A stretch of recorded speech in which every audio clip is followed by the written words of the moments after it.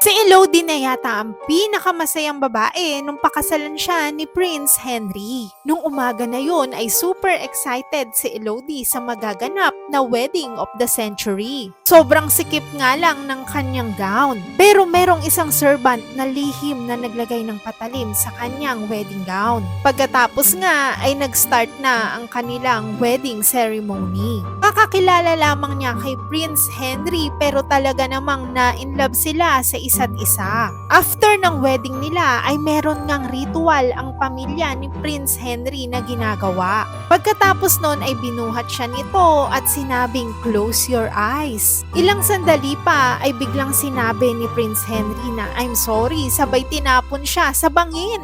Yung pala ay ginawa siyang alay.